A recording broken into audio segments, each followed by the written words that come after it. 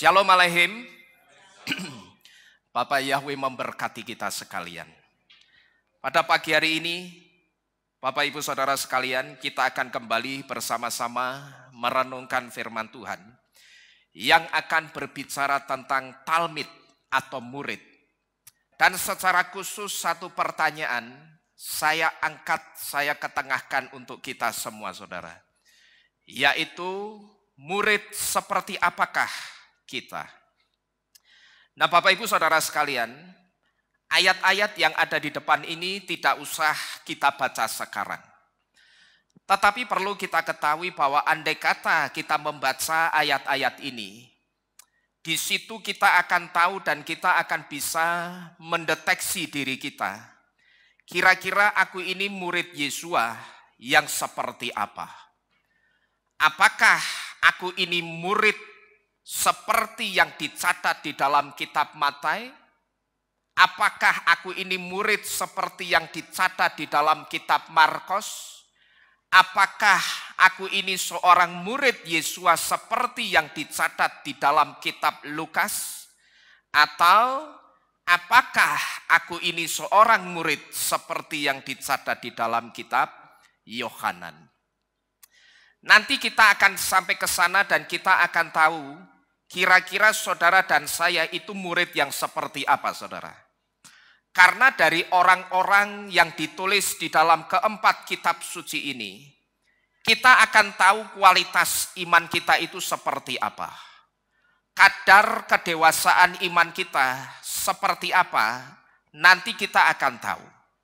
Dan saya katakan kita sangat perlu tahu kualitas iman kita, saudara.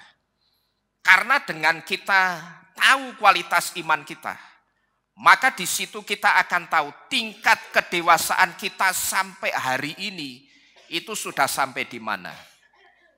Karena jangan sampai, saudara, kita yang sekarang ini sudah di dalam iman yang benar, kita yang sudah menyembah Tuhan yang benar, tapi ternyata begitu Yesua datang nanti, iman kita itu dideteksi masih tidak dewasa atau belum dewasa. Karena satu hal yang harus kita ingat baik-baik, bahwa ketika Yesua datang nanti, Yesua itu hanya datang untuk mempelai wanitanya. Dan sekarang saudara coba perhatikan kata mempelai di situ. Definisi seseorang bisa dikatakan atau bisa menjadi seorang mempelai atau pengantin, itu hanya orang yang dewasa yang bisa jadi mempelai. Atau hanya orang yang disebut dewasa yang bisa melangsungkan perkawinan atau menjadi mempelainya Yesua kelak. Saya tidak berbicara tentang anak-anak yang sekarang ini sedang viral di satu kota. Bahkan anak-anak ini saya lihat mereka masih duduk di bangku SMP. Tapi mereka bahkan sudah mengajukan ke satu institusi, saya lupa institusinya apa saudara. Mereka mengajukan satu pengajuan ke institusi ini supaya mereka bisa dinikahkan dini saudara. Padahal mereka masih anak-anak SMP yang secara usia mereka belum dewasa. Mereka memang sudah besar tetapi mereka belum dewasa. Dan sekarang saya tidak sedang berbicara tentang anak-anak ini. Karena saya sebut kasus seperti ini karena rusaknya moral anak-anak zaman sekarang saudara. Yang satu diantaranya itu dipengaruhi karena gadget atau handphone yang mereka pegang. Di mana kalau kita perhatikan anak-anak zaman sekarang itu tidak sama seperti anak-anak zaman dulu saudara. Anak zaman sekarang itu bisa saya katakan anak yang dewasa sebelum waktunya.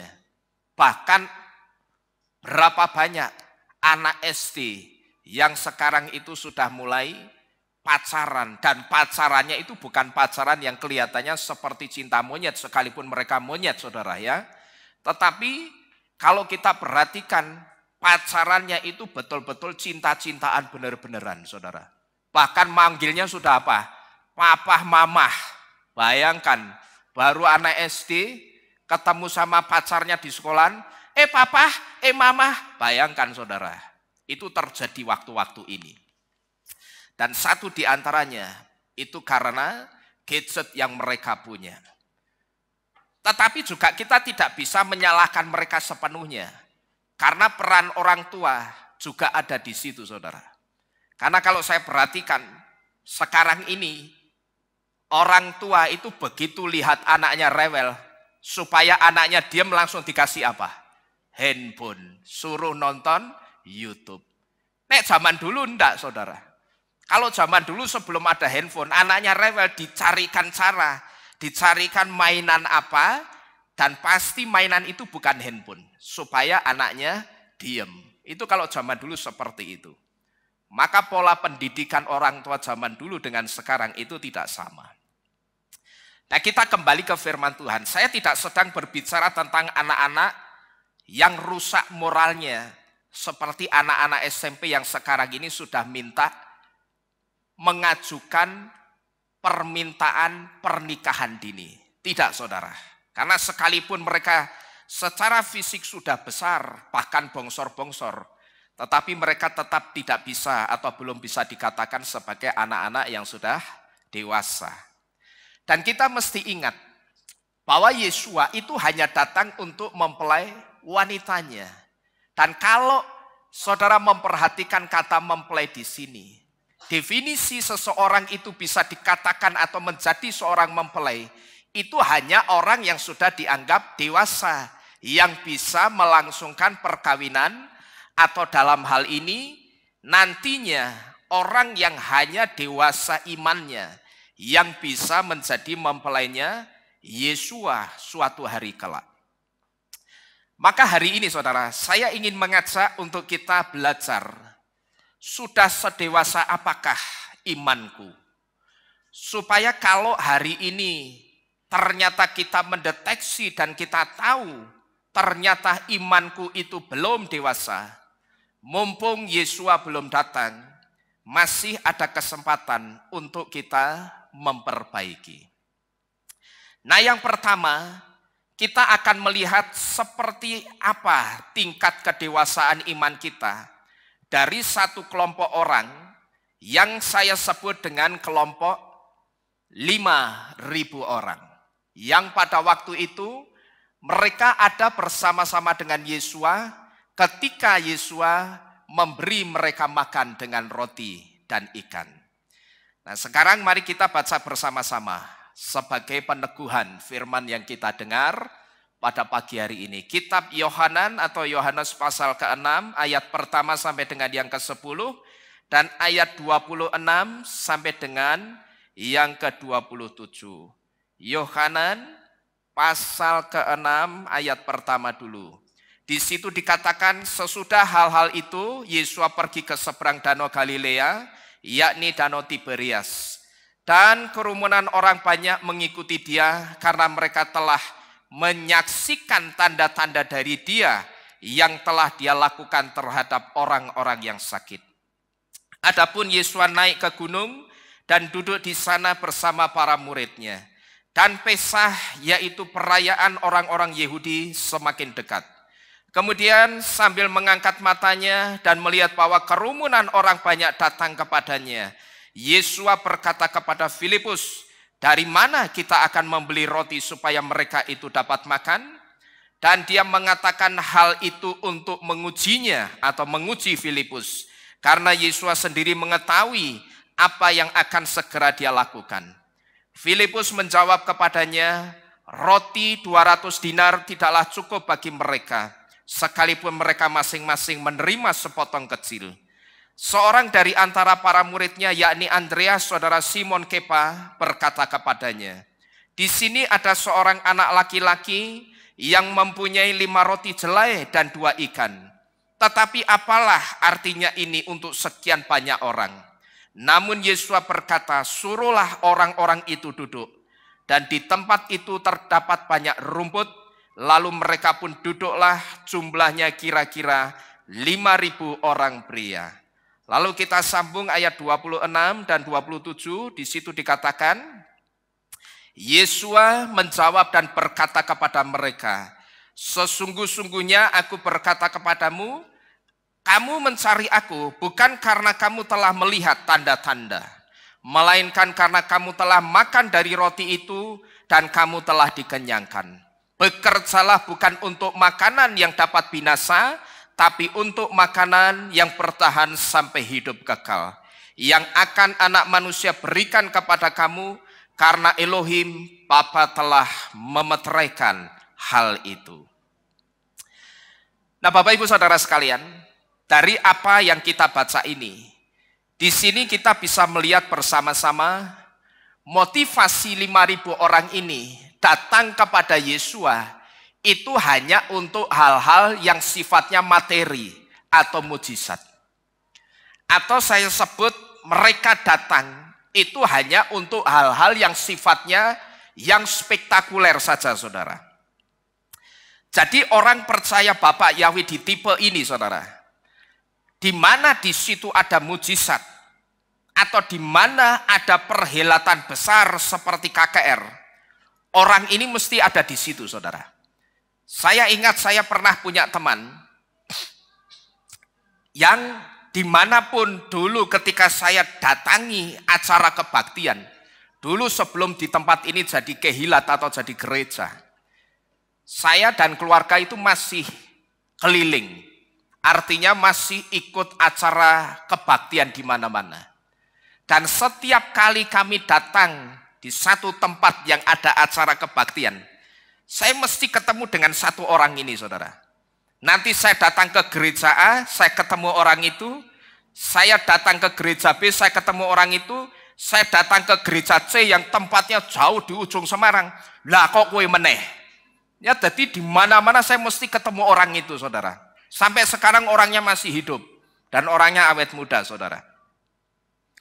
Jadi orang percaya Bapak Yahweh tipe ini, di mana ada acara mujizat, di mana di situ ada acara perhelatan besar seperti KKR, di situ dia mesti ada, saudara. Sekalipun dia tahu yang disembah dan dipuji-puji di KKR itu bukan Bapak Yahweh dan Yesua. Bahkan tidak cuma di acara KKR, di acara ibadah biasa, orang itu juga mesti ada di gereja itu, sekalipun dia tahu yang disembah di gereja itu bukan Bapak Yahweh dan Yesua sesuai imannya sekarang ini. Tapi saya mendapatkan informasi, orang itu selalu ada di gereja itu, saudara. Dan saya ingat, sekitar beberapa tahun yang lalu, saya pernah diajak oleh seorang. Dan buat saya ini cukup ironis, saudara. Karena yang mengajak saya ini bukan jemaat biasa. Tetapi yang mengajak saya ini seorang pendeta. Bahkan dia adalah seorang pendeta pengagung Yahweh. Waktu itu saya ingat, saya diajak oleh pendeta ini untuk datang ke satu acara yang diadakan oleh satu gereja yang besar di kota Semarang ini. Yang kalau tidak salah acaranya waktu itu judulnya The Great Awakening. Tetapi pada waktu itu ketika saya diajak, saya tolak mentah-mentah. Saya bilang, mohon maaf Pak, saya tidak mau datang. Saya katakan kepada orang itu atau pendeta itu begini, saudara. Kenapa Bapak mesti datang dan Bapak ngajak saya? Bukankah kita tahu yang disembah di tempat itu bukan Bapak Yahweh? Dan sebelum acara perhelatan besar ini diadakan, saudara, waktu itu saya sempat mendengar berkali-kali dari radio. Pas saya sedang nyetir mobil, saya setel radio, saya dapat informasi, Pak coba dengarkan radio pengumuman acara ini. Saya coba setel radio itu, saya dengarkan. Yang membuat saya semakin teguh untuk saya tidak mau datang apa? Waktu itu gembalanya berdoa. Berdoanya bagaimana, saudara? Tuhan, saya serahkan acara ini ke dalam tangan-Mu. Perhatikan baik-baik. Saya minta kawalan 7 roh Allah. Yang diminta ngawal itu bukan rohnya Bapak Yahweh, saudara. Padahal Saya dengar gembalanya itu sudah tahu Bapak Yahweh dan sudah mengakui bahwa Yahweh itu benar. Tapi kenapa yang diminta ngawal acaranya justru roh Allah, bukan rohnya Bapak Yahweh? Lah ini kan aneh, saudara. Dan anehnya, waktu itu tidak hanya pendeta yang ngajakin saya ini ke acara itu. Tapi saya mendapatkan informasi, ada juga orang-orang yang sudah percaya Bapak Yahweh yang ikut-ikutan datang ke acara ini. Nah, sebetulnya Bapak Ibu Saudara sekalian, anak Bapak Yahweh yang datang ke acara ini, dia sebetulnya lupa satu hal, bahwa mujizat itu sebetulnya bisa terjadi di mana saja, tidak hanya di tempat itu. Mujizat itu bisa terjadi di mana saja. Amin. Saudara percaya? Apakah mujizat itu hanya bisa terjadi di satu tempat, saudara? Tidak. Mujizat itu bisa terjadi di mana-mana dan di mana saja. Dan orang ini atau orang yang datang ke acara ini sebetulnya dia juga lupa bahwa yang paling penting bagi orang percaya, apalagi orang yang sudah percaya Bapak Yahweh, yang paling penting itu bukan mujizat, tapi yang paling penting buat kita itu apa? Keselamatan, safety first. Ngerti saudara? Yang paling penting buat kita itu bukan mujizat, bukan soal materi, bukan soal berkat-berkat, tapi yang paling penting buat saudara dan saya itu soal keselamatan. Maka kalau saudara ingat, Yesua itu pernah ngomongi murid-muridnya apa? Waktu itu kisahnya murid-muridnya itu sedang pamer sama Yesua. Waktu mereka berhasil ngusir setan, terus mereka pamer sama Yesua ngomong apa? Guru, lihatlah, setan-setan itu pun tunduk kepada kami dalam namamu. Tapi pada waktu itu apakah Yesua terus, oh ya, wow, apakah begitu saudara? Tidak. Justru Yesua pada waktu itu ngomong apa? Kamu itu jangan seneng cuman sama mujizat-mujizat.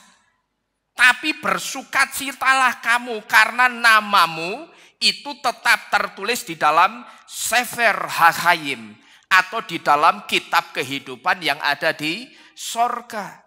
Bahkan saat itu Yesus sempat menyindir murid-muridnya dengan mengatakan apa? Begitu murid-muridnya bangga dan mereka dideteksi sombong sama Yesus ketika mereka pamer, Guru, lihatlah, bahkan setan pun itu tunduk kepada kami dalam namamu. Saat itu Yesus langsung ngomong apa saudara? Wah ini telak banget loh ini. Ini kalau saya yang jadi muridnya, raiku tak kelotok saking isine. Karena apa? Yesus ngomongnya apa? Aku baru saja melihat setan jatuh dari langit. Bayangkan. Setan yang jatuh dari langit itu siapa yang dimaksud? Lucifer. Yang dimaksud kenapa? Lucifer itu dijatuhkan karena apanya? Kesombongannya. Gitu loh. Yesus tidak tanggung-tanggung loh. Nasihatinya tidak cuma ngomong kamu itu jangan cuma seneng bangga sama mujizat-mujizat. Tidak cuma begitu. Tapi langsung dikuaplok, plak, keras. Dengan mengatakan apa? Aku baru saja melihat setan itu jatuh dari langit. Coba kita baca. Lukas 10 ayat 17 sampai 20. Di situ dikatakan, dan ke-70 orang itu kembali dengan sukacita sambil berkata, perhatikan ini baik-baik. Tuhan, bahkan roh-roh jahat pun atau setan tunduk kepada kami dalam namamu. Dan Yesus berkata kepada mereka, apa itu? Aku melihat setan jatuh dari langit seperti kilat. Lihatlah aku memberikan kepadamu otoritas untuk menjejakkan kaki di atas ular dan kalajengking dan atas segala kuasa musuh. Dan bahkan tidak ada sesuatu pun yang dapat melukai kamu. Akan tetapi dalam hal ini, janganlah bersukacita karena roh-roh itu tunduk kepadamu, tapi lebih bersukacitalah karena namamu tertulis di Sefer HaHayim, di dalam kitab kehidupannya Bapak Yahweh di Syamayim atau di sorga. Jadi Bapak Ibu Saudara sekalian, seharusnya bagaimana supaya nama kita itu tetap tertulis di dalam kitab kehidupan, seharusnya itulah yang harus kita kejar di dalam kehidupan kita. Bukan soal mujizat atau materi-materi, saudara. Bukan berarti saya mengatakan kita tidak perlu mujizat dan materi. Oh tidak, ya. Jadi bagaimana supaya nama kita itu tetap tertulis di dalam kitab kehidupan? Sebetulnya itulah yang harus kita kejar di dalam kehidupan kita. Bukan soal mujizat dan materi-materi. Dan biasanya saudara, orang yang tipenya seperti kelompok 5.000 orang ini saudara, motivasinya itu hanya mencari keuntungan saja. Kalau orang ini datang ke kehilat atau datang ke gereja, atau katakanlah kalau dia sedang melayani Tuhan, yang dihitung itu selalu apanya? Untung ruginya. Biasanya orang yang seperti kelompok 5.000 orang ini, biasanya juga itu kalau masuk ke gereja atau masuk ke kehilat, itu selalu cari gereja yang ada bantuannya. Kalau di gereja itu dia lihat tidak ada bantuannya, maka orang itu akan cepat-cepat out. Dia akan cepat-cepat pergi cari gereja lain yang ada bantuannya. Orang ini lupa saudara, kehilat atau gereja itu bukan tempatnya cari bantuan. Tapi gereja atau kehilat itu tempatnya orang berkorban. Baik itu korban waktu, korban tenaga, korban uang, korban pikiran, bahkan bisa jadi korban perasaan. Gereja itu bukan tempatnya orang cari bantuan. Kehilat itu tempatnya orang untuk berkorban. Orang ini berpikir apa? Tidak apa-apalah, aku tak masuk ke gereja itu, nanti pas persembahan tak ngasih 1.000, nanti kan bantuannya dapatnya 50.000. Lah memangnya togel, pasang 1.000 untuk 50.000. Lah ya toh, ini kan sama kayak SD SP zaman dulu. Pasang 1.000 dapatnya 50.000, bahkan bisa sampai ratusan juta. Nah ini sekaligus memberitahu kita saudara, mental kita itu jangan seperti itu saudara.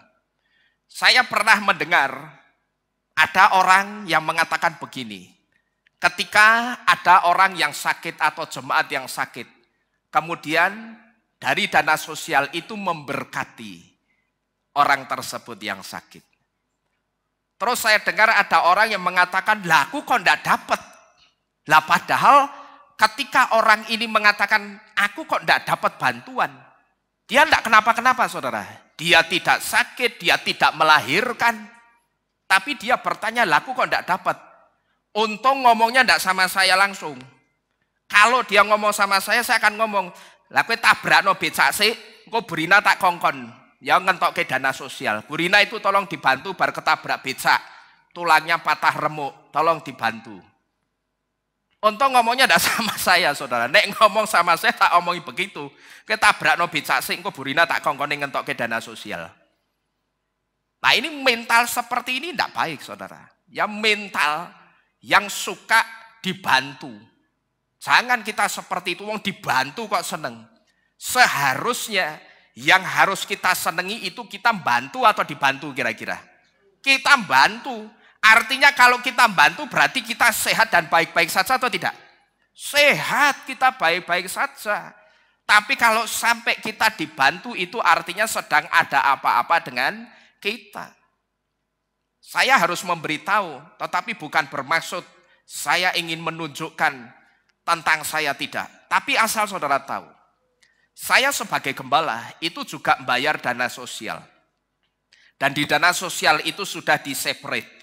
Dibagi dua, 70% untuk dana kematian, 30% untuk yang sakit melahirkan. Terkecuali sakit kebanyakan dosa tidak dapat saudara ya. Pokok khusus yang sakit masuk rumah sakit. Nah itu sudah diseparate begitu. Dulu ketika ibu saya meninggal, dan ketika saya masuk rumah sakit, waktu saya diisolasi, saya seharusnya dapat dana kematiannya ibu saya, dan saya dapat dana sosialnya untuk sakit saya. Tapi apakah pada saat itu ketika Bu Rina menyerahkan saya terima? Oh tidak saudara, saya tidak terima.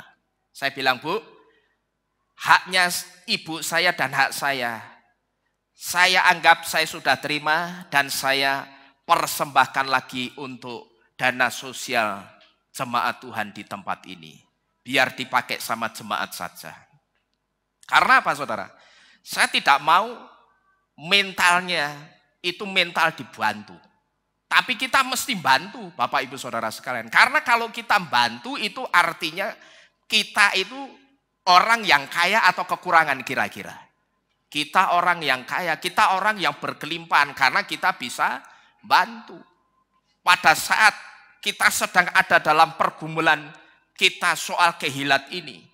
Ketika ada orang yang belum bisa membantu pekerjaan Tuhan di tempat ini. Apakah saya pernah berpikir, wong sugih kok jahate koyo ngono, duit-duit orang bantu? Tidak pernah terpikirkan dalam pikiran saya seperti itu. Saudara boleh tanya sama Pak Dedeng ini. Yang ada di pikiran saya dan yang saya ucapkan saat itu. Bapak Yahweh, berkati saya, buat saya kaya raya. Izinkan saya kaya raya. Supaya kalau ada orang yang dalam pergumulan seperti saya rindu saya bisa membantu orang itu. Saya tidak pernah saudara ngutuki orang yang tidak bisa atau belum bisa membantu. Tidak pernah sama sekali. Tapi doa saya, Tuhan berkatilah saya berlimpah-limpah. Buat saya kaya raya. Kenapa saya berdoa saat itu seperti itu? Karena saya percaya dan saya tahu ketika kondisi saya sedang dalam pergumulan yang berat. Saat itu sebetulnya alam mujizatnya Bapak Yahweh itu sedang terbuka lebar. Nah di situ tinggal apa yang mau kita masukkan di alam mujizatnya Bapak Yahweh. Yang mau kita jadikan di dalam kehidupan kita itu ditentukan dari ucapan kita. Apakah pada saat kita dalam kondisi tersakiti. Atau kita sedang dalam kondisi tidak ada yang membantu mulut kita. Mengumpat orang lain, ngata-ngatain orang lain atau kita berkata, buatlah saya kaya raya Bapak Yahweh. Supaya suatu hari kelak saya juga bisa membantu orang lain. Yang saya masukkan kata-kata yang kedua ini. Saya minta Bapak Yahweh izinkan saya kaya raya. Karena saya rindu memberkati orang-orang yang membutuhkan. Jadi Bapak Ibu Saudara sekalian. Mental kita itu jangan seperti kelompok 5.000 orang ini saudara. Yang kalau datang ke gereja itu hanya cari bantuan. Dia lupa kalau kehilat atau gereja itu sebetulnya bukan tempat untuk cari bantuan. Tapi kehilat itu tempatnya untuk orang apa? Berkorban. Bisa korban pikiran, korban waktu, tenaga, uang, bahkan tidak menutup kemungkinan bisa jadi korban perasaan untuk pekerjaan Tuhan.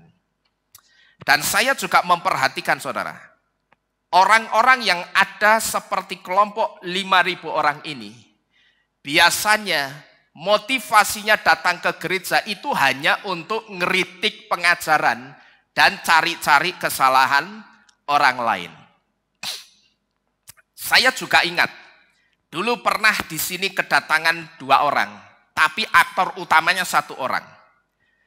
Yang kalau datang ke kehilat itu sukanya ngeritik, tapi dia tidak pernah mau dikritik saudara. Nanti kalau datang, duduknya itu kalau pas datangnya sama temennya, duduknya mencar. Satu di bangkunya Pak Victor, yang satu di bangkunya Bu Kris ini. Jadi mencar. Nanti setelah mencar, pas firman disampaikan, 2 orang ini SMS-an. Dulu belum ada WhatsApp, SMS-an. Nanti setelah SMS-an yang sini, nengok yang sana cekakaan bareng gitu saudara. Cekakaan ketawa-ketawa. Terus nanti pada saat saya buka kesempatan tanya jawab. Saya suruh angkat tangan, jemaat yang lainnya angkat tangan tanya. Dia cuma diem. Tapi begitu ibadah selesai dan kalau dia tidak pulang langsung, dia duduk di ruang tamu. Di situ pengajaran saya itu dikritik habis-habisan. Tapi begitu saya kembalikan kritiknya, saya coba kritik orang itu, dia tidak mau saudara. Tapi saya bersyukur orang itu sudah tidak ada di sini. Nah, orang seperti ini saudara, biasanya itu tidak suka kalau kesalahan atau dosanya itu dikoreksi. Tapi kalau dia ngeritik orang lain, dia nomor satu. Dia merasa yang paling benar. Padahal dia lupa satu hal. Orang yang suka ngeritik orang lain tapi dia sendiri tidak mau dikritik, sebetulnya tanpa dia sadari itu kecenderungan dari orang yang gampang mutungan saudara. Ya coba kita lihat, kita buktikan benar enggak? Orang yang suka ngeritik orang lain tapi dia sendiri tidak mau dikritik, dia tidak sadar sebetulnya di dalam dirinya itu ada kecenderungan dia adalah seseorang yang gampang mutungan, gampang marah gitu loh saudara. Ya, coba kita lihat dua ayat. Betul enggak kira-kira orang yang suka ngeritik itu sebetulnya orang yang gampang mutungan? Kita baca di dalam kitab Yohanan 6 ayat 52. Yohanan atau Yohanes 6 ayat 52. Di situ dikatakan sebab itu orang-orang Yahudi bertengkar seorang dengan yang lain sambil berkata, perhatikan ini, bagaimana mungkin orang ini dapat memberi makan dagingnya kepada kita? Ceritanya orang-orang Yahudi yang ada di saat itu sedang ngeritik siapa itu? Yesua. Ceritanya mereka sedang ngeritik Yesua, ngomong apa? Bagaimana mungkin orang ini bisa memberi makan dagingnya kepada kita? Orang ini ceritanya orang-orang Yahudi ini sedang ngeritik Yesua. Nah, ini ayatnya yang ngeritik. Sekarang kita lihat, setelah ngeritik Yesua dan tidak berhasil, kira-kira mereka ngapain? Saudara lihat ayat 59 sampai 61 dan ayat 66. Di ayat 59 sampai 61 di situ dikatakan dia atau Yesua telah mengatakan hal-hal itu ketika mengajar di sinagoga di Kapernaum. Sebab itu setelah mendengarkannya banyak dari antara para muridnya berkata, perkataan ini keras, siapa yang sanggup mendengarkannya? Dan Yesua ketika mengetahui dalam dirinya bahwa murid-muridnya bersungut-sungut mengenai hal itu, dia berkata kepada mereka, apakah hal ini membuat kamu tersandung? Lalu ayat 66, sejak saat itu banyak dari antara murid-muridnya berpaling dari mengikut Yesua dan tidak lagi berjalan bersama-sama dengan Yesua. Jadi setelah gagal ngeritik Yesua, kemudian mereka ngapain? Mereka bersungut-sungut. Pada saat mereka bersungut-sungut, mereka ngomong apa? Perkataan ini atau firman ini keras. Tidak ada seorang pun yang bisa mendengarkannya, yang sanggup menerima atau mendengarkannya. Lalu setelah mereka bersungut-sungut, kemudian mereka apa? Mundur, tidak ikut Yesua lagi alias mutung. Dan dulu saudara, orang yang suka datang ke tempat ini yang datangnya itu cuman ngeritik. Sekarang orang itu sudah mutung, lalu orang itu kabur dari tempat ini. Dan dia saya dengar cari mangsa lain. Dan saya dengar juga cari mangsanya sekarang di Kalimantan saudara. Entah di Kalimantan mana, saya tidak tahu. Tapi cari mangsanya sekarang di Kalimantan.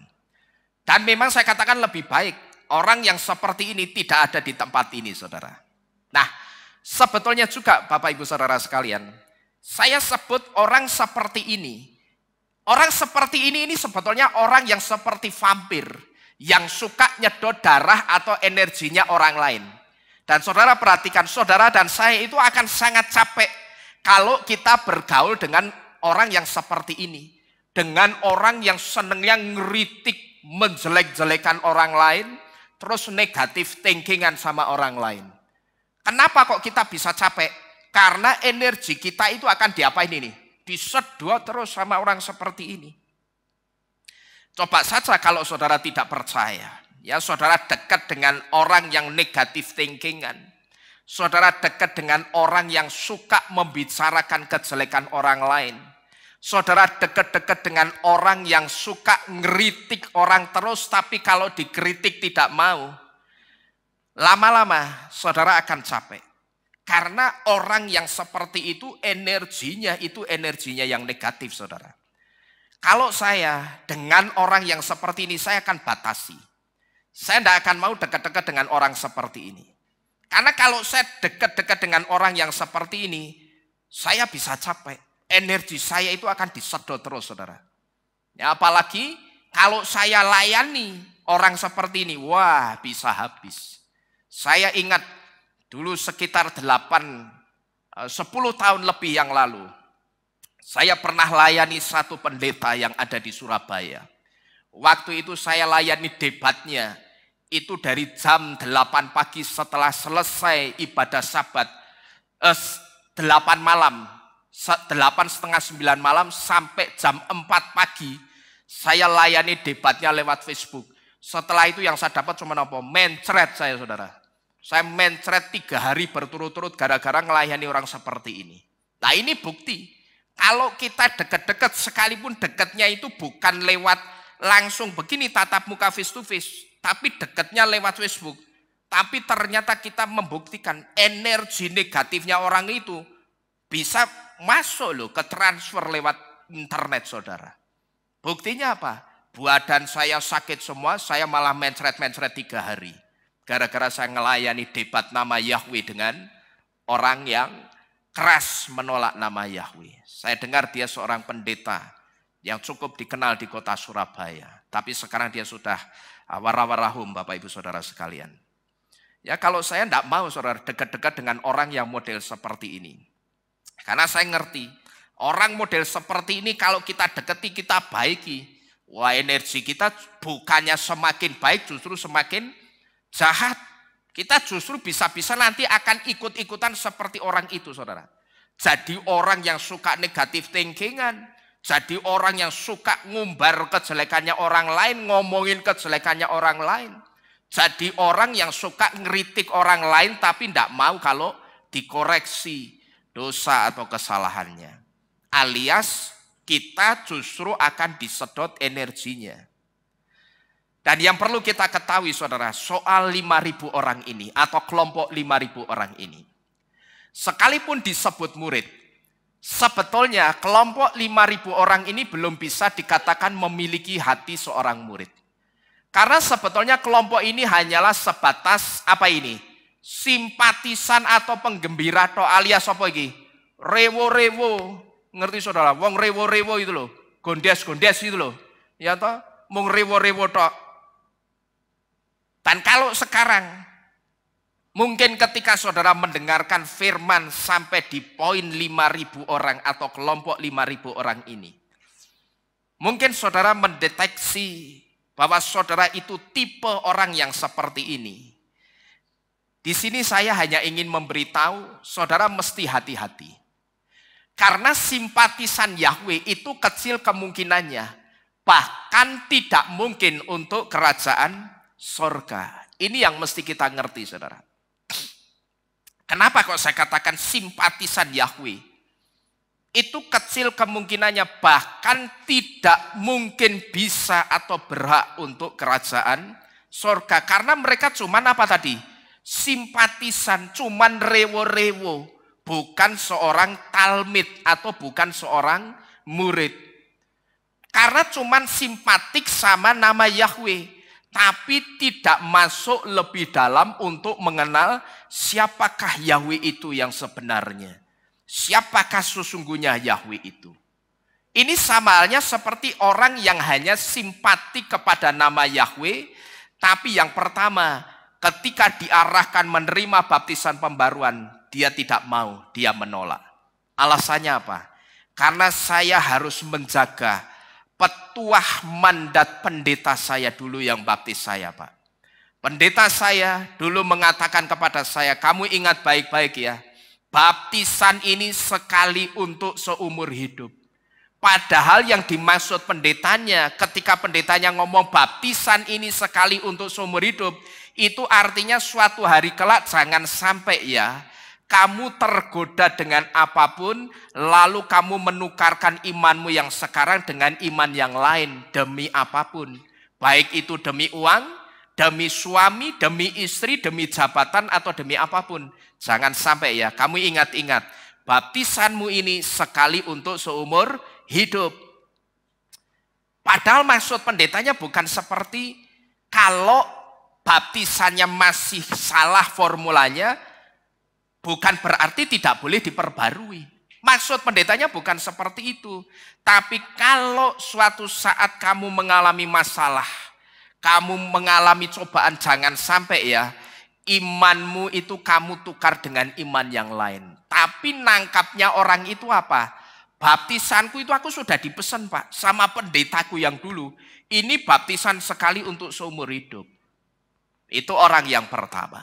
Dia cuma simpatik dengan nama Yahweh. Ketika diberitakan nama Yahweh, dia senang, dia antusias. Dan dia juga bisa percaya dan menerima. Oh iya, memang benar. Yahweh dan Yesua itu memang betul-betul Tuhan yang sesungguhnya. Dia ngerti itu. Tapi ketika diarahkan untuk baptis pembaruan, dia tidak pernah mau. Dia cuma simpatik dengan nama Yahweh. Dan juga dia juga simpatik dengan nama Yahweh saja. Tapi dia tidak pernah mencintai Torahnya Yahweh. Dia tidak pernah melakukan Torahnya Yahweh di dalam kehidupannya. Jadi yang dia lakukan apa? Dia pilihi firman. Golei, dipetani siji-siji. Kitabnya dibuka, dibaca, dipetani. Mana firman yang enak untuk dagingku, itu yang akan aku lakukan. Makanan kosher, ora popo, nyatane Petrus. Itu dibawa mimpi sama Yahweh. Terus di mimpi itu Petrus diomongi apa? Petrus, apa yang kamu lihat dalam mimpi ini? Binatang-binatang yang ada di atas kain putih ini, sembelihlah dan makanlah. Padahal itu isinya binatang-binatang yang najis semua. Binatang yang tidak kosher kalau dimakan. Wah itu Bapak Yahweh aja ngomong, apa yang aku kuduskan jangan kamu najiskan. Pegangannya ayat itu saudara. Dipilihi ayat-ayatnya. Supaya bisa mengakomodir mulutnya. Orang ini tidak ngerti. Ini kasusnya bukan Bapak Yahweh suruh Petrus makan binatang yang tidak kosher, yang najis. Wong di dalam tanah Bapak Yahweh itu bikin aturan. Ini makanan-makanan atau binatang-binatang yang boleh kamu makan. Masak di dalam besorah, di dalam Hafrid Hakadasa, yang adalah kitab di mana nubuatan itu dimunculkan. Masa Bapak Yahweh mementahkan firman-Nya sendiri? Jelas tidak mungkin, saudara-saudara sekalian. Ini kan kasusnya pada waktu itu. Petrus itu yang seorang Yahudi. Dia mau kedatangan perwira-perwiranya Kornelius. Sedangkan perwira-perwiranya Kornelius ini kan orang-orang goyim di luar Yahudi. Yang digambarkan dengan binatang-binatang yang najis ini. Kenapa kok digambarkan pakai binatang najis? Karena orang-orang Yahudi itu tidak boleh dekat-dekat sama goyim, saudara-saudara sekalian. Makan, bergaul itu tidak boleh. Karena apa? Orang goyim itu kan geragas. Semuanya dimakan. Dan aturan kehidupannya tidak jelas. Hidupnya sembarangan. Maka orang Yahudi itu dibatasi satu aturan. Supaya imanmu itu tidak terkontaminasi dengan pola imannya orang Yahudi, tidak usah dekat-dekat sama orang-orang Yunani. Supaya imanmu tidak terkontaminasi dengan pola imannya orang Yunani, jangan dekat-dekat dengan orang Yunani. Gitu loh. Tapi yang jadi masalah, waktu itu Kepa itu harus mengemban satu misi. Bahwa dia harus melayani orang-orang goyim ini. Orang-orang di luar Yahudi. Maka karena Bapak Yahweh itu ngerti pola hukumnya Yahudi itu sangat ketat. Sebelum perwira-perwiranya Kornelius datang, Petrus itu didatangi dulu lewat apa? Mimpinya. Di situ ada satu kain putih lebar yang melayang-layang di langit. Di atas kain itu ada apanya? Binatang-binatang yang najis. Begitu kain itu turun, Bapak Yahweh ngomong, Kepa, apa yang kamu lihat ini, sembelilah dan makanlah. Dan apa yang sudah aku kuduskan, jangan kamu najiskan. Artinya, binatang najis yang simbol orang-orang goyim ini, nanti mau ada yang datang sama kamu orang-orang goyim, jangan kamu anggap najis orang-orang ini. Ya, karena orang-orang ini perwira-perwiranya Kornelius itu sudah aku kuduskan. Jadi jangan kamu anggap dia sebagai orang goyim yang najis lagi, sehingga kamu tidak mau melayani. Jangan, tapi terimalah mereka dan layanilah orang-orang itu.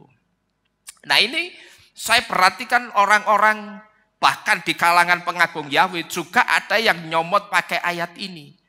Dan yang nyomot ayat ini saya lihat bukan orang yang bodoh, saudara. Ini orang yang pinter. Dia ngerti akar Ibrani dengan baik. Tapi kenapa dia yang ngerti akar Ibrani justru nyomot ayat ini dan dia tafsir dengan pengertiannya sendiri? Tapi nanti kalau saya dalam tanda kutip nafsir nasihat firman, pakai arti-arti huruf Ibrani, malah saya diomongnya apa? Oh, itu kan tafsir. Saya malah diomongi begitu, itu kan tafsir. Arti-arti huruf Ibrani yang dikaitkan dengan pesan untuk iman percaya itu kan tafsir. Saya bingung juga, saudara. Sekarang kalau kita masuk ke akar Ibrani, lebih baik mana? Tafsir, katakanlah itu tafsir, padahal itu bukan tafsir. Itu hikmat yang betul-betul saya minta. Yang persiapannya itu tidak bisa 1 jam, 2 jam. Tapi butuh waktu berhari-hari untuk saya mendapatkan hikmat itu. Tapi sama orang ini dianggapnya tafsir. Ya sudah, sekarang begini. Katakanlah itu betul tafsir. Sekarang saya mau tanya, lebih baik mana tafsir yang diambilkan dari pola Ibrani atau tafsir dari pola Yunani? Kira-kira masih baik mana, saudara? Ya dari Ibrani, gitu loh. Ya saya bukan mau ngeklaim pengajaran saya sendiri, tapi mari coba kita renungkan.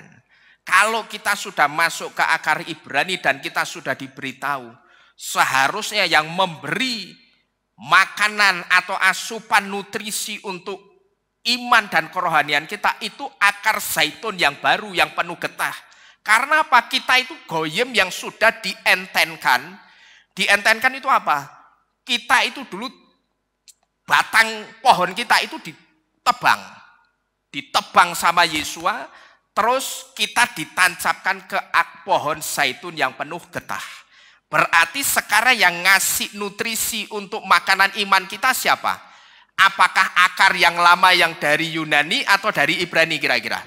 Dari Ibrani yang disebut dengan akar dari pohon zaitun yang penuh getah. Itulah yang ngasih makan iman saudara dan saya sekarang. Tapi kenapa justru saya yang masuk, saya menyampaikan firman segala sesuatunya diusahakan dari akar Ibrani justru dianggap tafsir. Dan saya dengar juga orang itu juga mengatakan bahwa makan apa saja itu tidak masalah, tidak menyangkut keselamatan. Oh, tidak bisa, saudara. Siapa bilang tidak menyangkut keselamatan? Adam dan Hawa, kasus mereka itu jelas.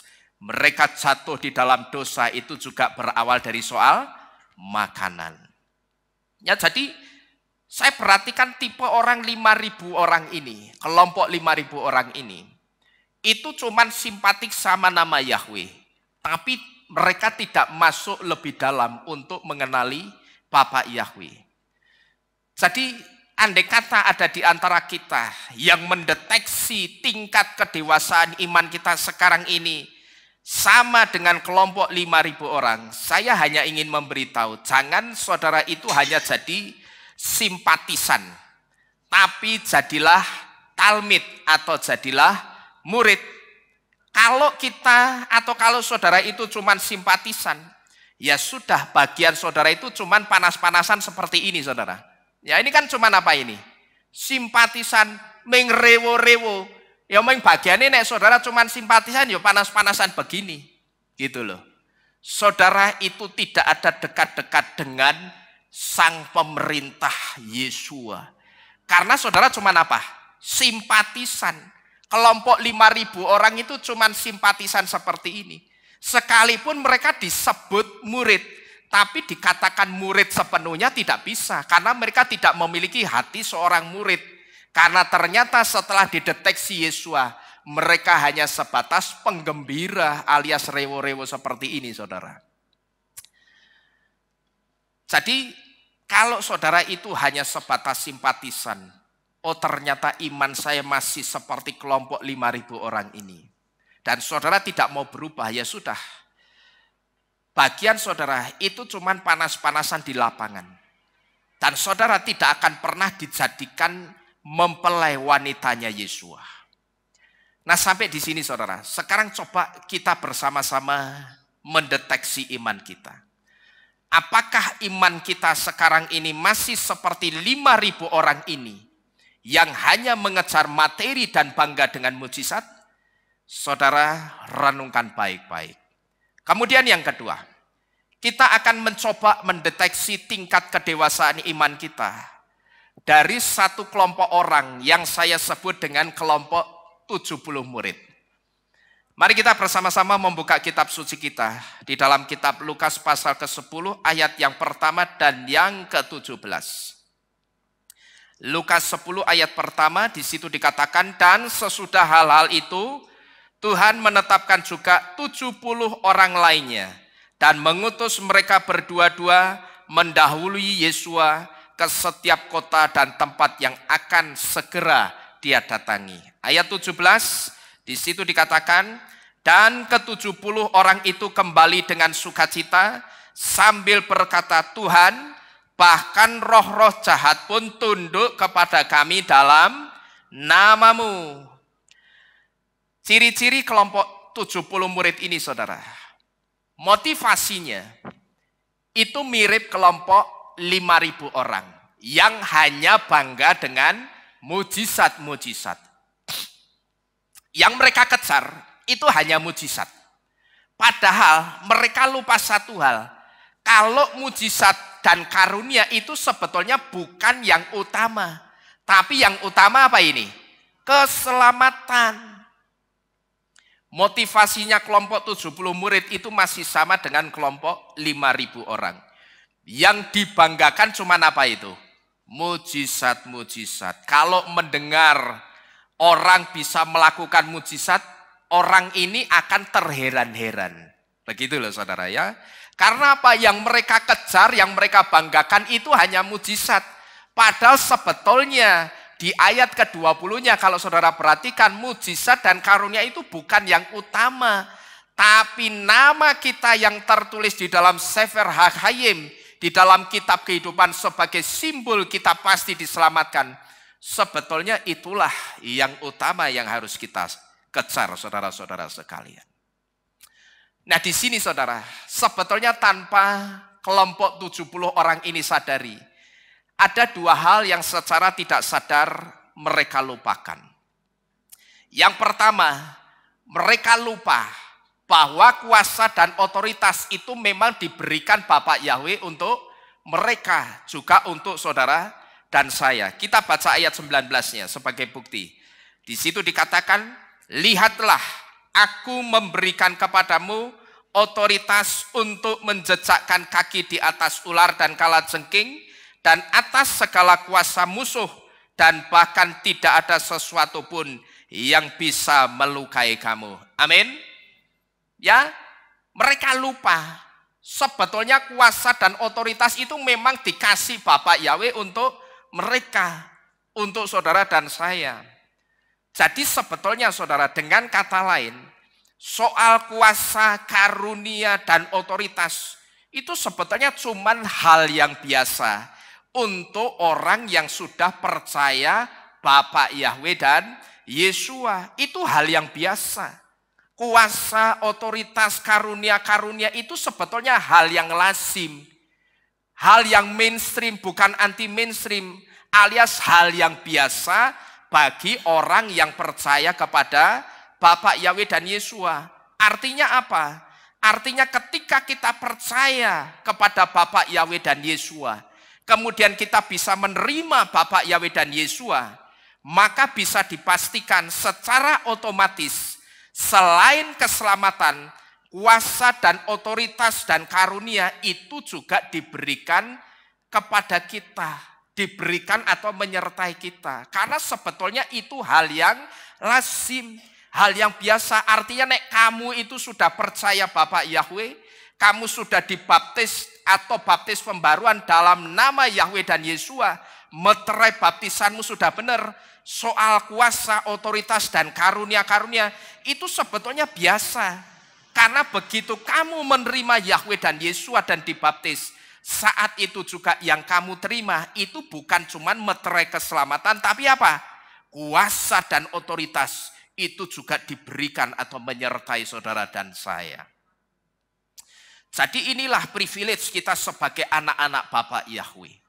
Inilah hak istimewa atau keunggulan kita sebagai anak-anak Bapak Yahweh.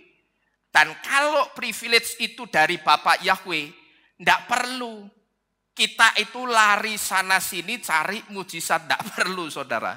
Ya saudara tidak akan lagi jadi jemaat Mahahadir yang datang ke gereja manapun, sekalipun saudara ngerti di gereja itu nama Yahweh dan Yesua ditolak, tapi saudara tetap terjang datang masuk ke gereja itu hanya cari apa? Mujizat, tidak perlu. Kalau saudara bisa paham ini, bahwa ketika saudara itu sudah menerima Yahweh dan Yesua dan dibaptis pembaruan di dalam nama Yahweh dan Yesua, artinya formula baptisan saudara sudah benar. Yang saudara terima saat saudara keluar dari air, itu tidak cuma meterai keselamatan nama Yahweh di dahi saudara. Tapi yang akan saudara terima, yang menyertai saudara itu juga apa? Satu power atau kuasa Bapak Yahweh yang besar, yang akan ada di dalam kehidupan kita. Amin.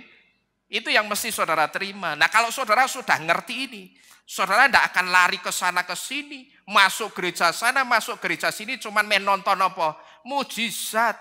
Lah nek memang nonton mujizat ya percuma, tapi saudara tidak pernah mengalami mujizat itu sendiri, ya percuma, tak berguna saudara. Dan tidak perlu juga kita itu jadi orang yang gampang terheran-heran, terkagum-kagum, terbengong-bengong dengan apa? Dengan orang yang bisa menyembuhkan orang lain. Saudara itu tidak perlu terheran-heran. Karena apa? Kita sendiri, saudara dan saya itu juga bisa menyembuhkan orang lain. Saudara dan saya itu juga bisa melakukan mujizat dalam nama Yahweh dan Yesua. Kalau orang menyembuhkan seseorang dalam nama Yesus, katakanlah dia sembuh.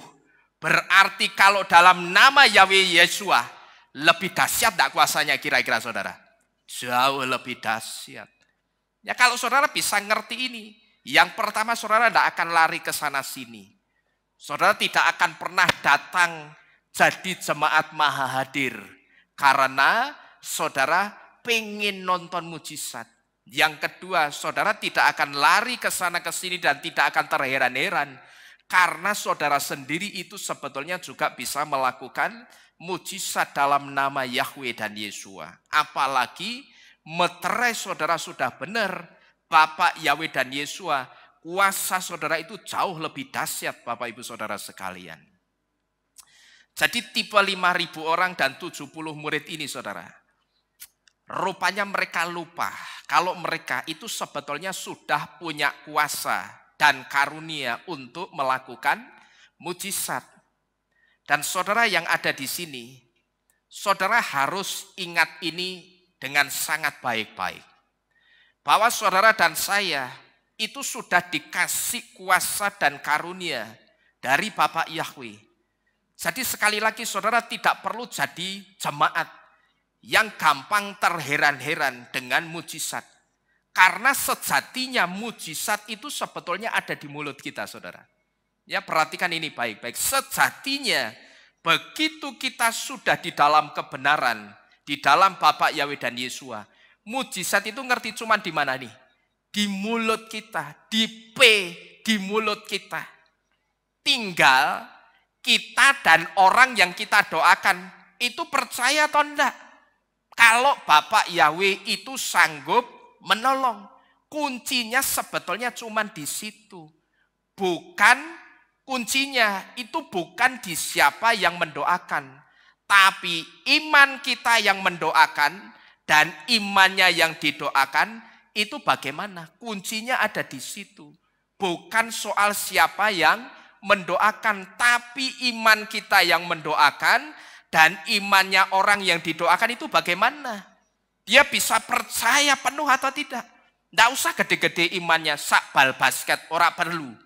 Karena nek sak bal basket percuma, tengahnya apa itu? Kosong, tidak ada artinya. Maka Yesus pernah mencontohkan pakai bola. Tidak pernah, saudara. Kalau imanmu seperti bola kasti, bola basket, bola sepak bola, tidak pernah. Yesus mencontohkannya dari satu barang, satu benda yang disebut dengan biji sesawi Brassica nigra. Kenapa yang dicomot Brassica nigra? Karena biji sesawi Brassica nigra itu biji sesawi yang ukurannya paling kecil di antara biji sesawi lainnya. Cukup sekecil itu saja bentuknya. Tapi ternyata ketika biji sesawi itu dipalu, dipecah, dia kelihatan penuh dan tidak kosong, saudara. Jadi tinggal kita dan imannya orang yang didoakan. Tinggal iman kita dan imannya orang yang didoakan itu bagaimana? Percaya enggak kalau Bapak Yahweh itu sanggup menolong? Kuncinya sebetulnya di situ, bukan soal siapa yang berdoa atau mendoakan. Dan perlu kita ketahui juga, saudara, orang tipe 70 murid ini, dia juga lupa bahwa nama Yesus itu bukan hanya sekedar soal mujizat. Tapi nama Yesus adalah nama yang sanggup menyelamatkan. Kalau saudara lihat di ayat yang ke-20-nya, di situ akan diteguhkan bahwa nama Yesus, ketika kita berpegang kepada nama Yesus, nama itu adalah nama yang menyelamatkan. Ya, karena apa? Yod Sin Wo Ayin yang dibaca Yesus ini, di Yodnya ini ada Bapak Yahweh. Jadi Yod ini representasi Yesus, ya representasi Bapak Yahweh sendiri. Sedangkan suanya, Sin Wo Ayin yang dibaca sua, itu artinya keselamatan. Jadi Yesus itu artinya Yahweh yang menyelamatkan. Atau bisa juga Yod ini bisa arahnya kepada seseorang yang gendernya laki-laki. Jadi kalau ini dibaca atau arahnya kepada laki-laki, berarti artinya apa? Yesus dia adalah laki-laki yang menyelamatkan. Maka kalau kita ngerti arah kira-kira gendernya Yesus itu laki-laki, berarti benar enggak kalau ada istilah Bapak Yahweh dan Ibu Yahweh berarti? Wah, saya mesti ngasih tahu karena pernah ada orang yang ngajar seperti itu. Pak Nino, tahu enggak? Kita itu nek berdoa jangan cuma sama Bapak Yahweh, tapi ngomong juga sama Ibu Yahweh. Loh, ini orang paham atau enggak sebetulnya? Yesus itu bukan hasil persetubuhan suami istri. Tapi Miriam itu cuma dipinjam rahimnya untuk jalan kelahiran seorang juru selamat secara natural. Itu loh. Jadi tidak ada percampuran bibit spermatozoid dan ovum. Tidak ada. Yesus itu bukan manusia. Kalau pernah ada yang mengatakan dia 100% manusia juga 100% Tuhan, itu keliru. Karena Yesus itu bukan manusia. Wujudnya saja yang manusia. Tapi pribadinya sebetulnya siapa dia? Elohim atau Tuhan. Begitu loh, saudara. Dan ini dibuktikan segala sesuatu pengajarannya Yesus itu tidak ada ragi manusia sedikit pun. Semua pengajaran yang keluar dari mulut Yesus itu murni betul-betul dari Bapaknya Yahweh. Biasanya juga seperti ini. Kelompok 70 murid ini lupa kalau nama Yesus itu bukan sekedar soal mujizat. Tapi sebetulnya nama Yesus itu nama yang sanggup menyelamatkan. Nah, nama kita yang tertulis di Syamayim, itulah yang seharusnya jadi kebanggaan kita. Karena itu artinya jaminan keselamatan untuk kita, itu sudah pasti atau mudah-mudahan selamat, saya tanya. Pasti, bukan mudah-mudahan selamat, saudara-saudara sekalian ya. Bukan insya itu bukan. Tapi kita pasti selamat. Dan kalau kita sudah pasti diselamatkan, sekarang tugas kita gantian kita yang membagikan keselamatan itu. Jangan saudara itu pelit dengan keselamatan. Ingat, Yesua itu pernah merintah muridnya sambil ngomong apa? Sekarang kamu pergi dan jadikanlah semua bangsa itu apa? Muridku. Saudara ngerti artinya apa? Pergi dan jadikanlah semua bangsa muridku. Itu dengan kata lain, kamu pergilah dan bagikanlah keselamatan. Jadi jangan kita pelit dan jangan kita males ngomong soal keselamatan Bapak Ibu Saudara. Kepada siapapun orang yang kita jumpai dimanapun kita ada, beritakan keselamatan itu. Karena itu manifestasi yang harus kita tunjukkan sebagai orang yang sudah diselamatkan. Ini konsepnya sama seperti soal kebaikan. Bahwa kebaikan itu bukan tiket keselamatan bagi kita. Seperti yang dilakukan oleh orang-orang di luar iman percaya kita. Yang menjadikan kebaikan itu sebagai tiket keselamatan. Kalau kita berbuat baik itu harus. Cuman kita mesti ngerti konsepnya bahwa kita berbuat baik, kita mengasihi orang itu sebagai manifestasi atau perwujudan sikap. Karena saudara dan saya sudah diselamatkan. Dengan kata lain apa? Karena aku sudah diselamatkan Bapak Yahweh, maka aku harus berbuat baik. Kira-kira sama enggak? Dengan konsep aku tak berbuat baik supaya aku masuk surga, sama enggak kira-kira? Tidak sama. Yang konsep kita yang pertama, kita berbuat baik itu karena kita harus memanifestasikan perbuatan baik itu sebagai wujud kita sudah diselamatkan. Nah, karena kita sudah diselamatkan, kita juga harus membagikan apa? Keselamatan itu gantian. Nah, sampai di sini Bapak Ibu Saudara sekalian, kembali saya ingin menghimbau kepada saudara-saudara sekalian.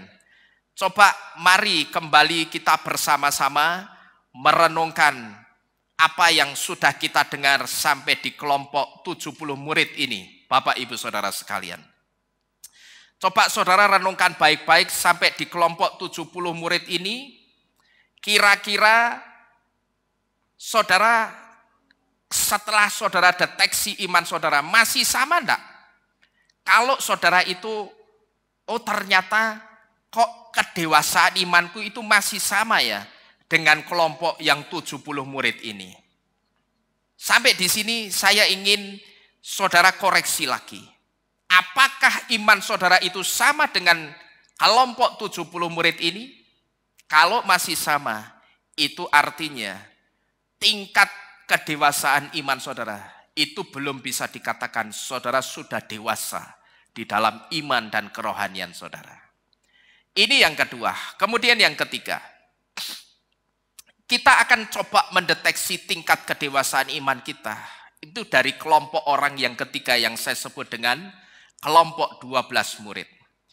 Mari kita bersama-sama membaca di dalam kitab Yohanan saja, yang Yohanan atau Yohanes saja pasal 6 ayat 67 sampai 69.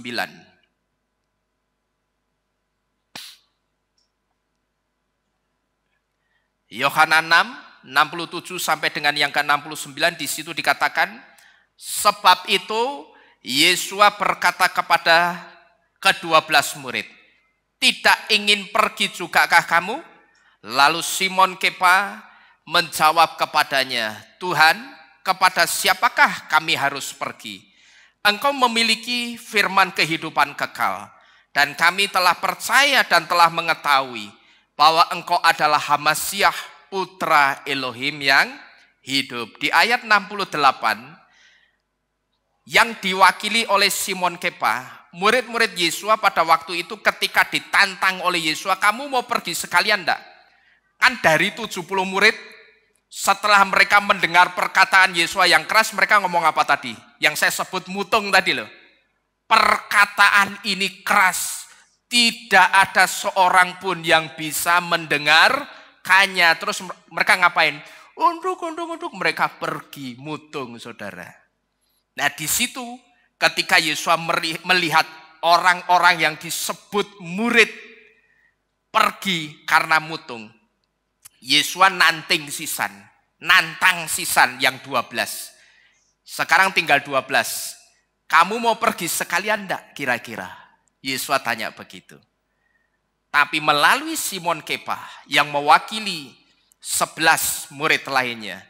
Waktu itu Simon Kepa menjawab kepada Yesus, Tuhan, kepada siapakah kami harus pergi? Kenapa kok Simon Kepa ngomong begitu? Karena dia ngerti di dalam Yesus engkau memiliki firman kehidupan yang kekal. Dan kami telah percaya dan telah mengetahui bahwa engkau Yesus adalah Hamasyah, Ben Elohim atau putra Elohim yang hidup. Ciri-ciri kelompok ini saudara, motivasinya datang kepada Tuhan itu saya katakan baik. Mereka adalah orang-orang yang memiliki hati yang siap diajar dan memiliki hati yang betul-betul haus dengan pengajaran firman Elohim. Bahkan kitab suci memberitahu kelompok ini selalu bertanya kepada Yesus tentang perumpamaan-perumpamaan yang diucapkan atau dikatakan oleh Yesus. Kelompok ini juga dicatat, kelompok 12 orang ini saudara, dicatat mereka itu selalu aktif, tidak pernah pasif. Mereka selalu aktif bertanya, pengen tahu, seneng gitu loh, tentang perumpamaan-perumpamaan yang diucapkan Yesus. Karena apa? Mereka ngerti segala sesuatu yang diucapkan Yesus, jangankan itu kata atau kalimat, satu huruf saja ketika Yesus mengatakan, jangan kamu mengira aku datang membatalkan Torah. Lebih baik langit buminya runtuh daripada satu huruf yod berlalu dari Torah. Yesus ngerti huruf yod ini ojo sampai ucul saka Torah. Lebih baik langit buminya yang berantakan, yang runtuh. Karena kalau langit buminya yang runtuh, dalam waktu sekejap aku bisa menciptakan lagi langit bumi yang baru. Tapi kalau huruf yod itu jangan sekali-kali pergi atau berlalu dari Torah. Mereka ngerti di dalam setiap perumpamaan-perumpamaan, perkataan Yesus itu selalu ada arti dan maknanya. Dan itu dalam bagi iman percaya mereka saudara. Dan ini yang mereka kejar. Kitab suci mencatat dengan baik. Kelompok 12 ini, 12 orang ini, mereka selalu bertanya kepada Yesus, apa arti perumpamaan-perumpamaan yang engkau sampaikan ini? Dan ini tandanya mereka itu begitu haus saudara dengan pengajaran firman Elohim. Kalau saya bayangkan orang yang sangat haus, minumnya itu tidak cukup pakai aqua yang gelas cebol, tapi minumnya mesti pakai apa ini? Galon sisan, diglegek. Bahkan namanya bukan minum ki jenenge apa ki? Digelonggong iki. Ya, mereka pengen digelonggong pengetahuan firman Elohim. Nah, orang yang punya motivasi seperti kelompok ini, saya bisa pastikan imannya itu mesti hidup, saudara. Orang yang punya kualitas seperti motivasinya kelompok 12 murid ini, imannya orang itu mesti hidup. Kalau saudara bisa seperti kelompok 12 murid ini, saya bisa jamin iman saudara mesti hidup. Saudara tidak akan pernah gampang goyah ketika saudara benturan dengan masalah apapun. Saudara tidak akan pernah gampang goyah. Saudara tidak akan pernah jadi orang yang gampang meninggalkan ibadah. Saudara tidak akan pernah jadi orang yang gampang meninggalkan pelayanan kalau motivasi saudara itu seperti ini. Tapi saudara boleh buktikan dan saudara boleh deteksi diri saudara masing-masing. Kalau motivasi saudara datang ke Kehilat ikut Bapak Yahweh itu seperti kelompok 5.000 orang dan 70 murid, saudara bisa pastikan saudara begitu benturan dengan masalah, sidik-sidik baru dapat masalah sedikit, nanti coba lihat, sing ditinggal apanya? Kehilatnya. Padahal ketika ninggal kehilat itu sebetulnya sedang ninggal siapa? Sedang meninggalkan Bapak Yahweh. Nanti begitu benturan sedikit, ada masalah sedikit, pelayanannya ditinggal. Gampang lokro. Karena apa? Pola iman motivasi saudara ikut Bapak Yahweh itu tidak seperti 12 orang ini yang motivasinya baik. Dia sangat haus, mereka sangat haus. Mereka kejar terus Yesua ngomong apa saja itu pokok dikejar terus. Ini artinya apa Yesua? Ini artinya apa? Dan orang kalau punya motivasi yang seperti ini, saya jamin imannya mesti hidup.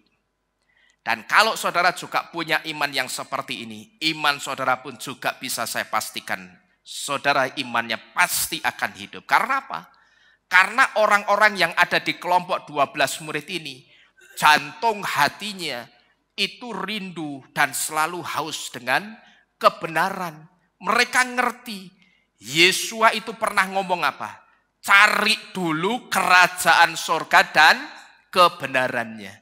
Perhatikan ada kata dulu atau dahulu. Kalau ada kata dulu atau dahulu berarti yang harus didahulukan itu apa? Berkat-berkat mujizat atau tentang kebenaran firman saudara? Kebenaran. Mujizat itu akan otomatis ngikuti kita, gitu loh. Mujizat berkat itu sebetulnya sekali lagi, itu hal yang lumrah, lazim, pasti kita terima, begitu kita sudah di dalam kebenaran.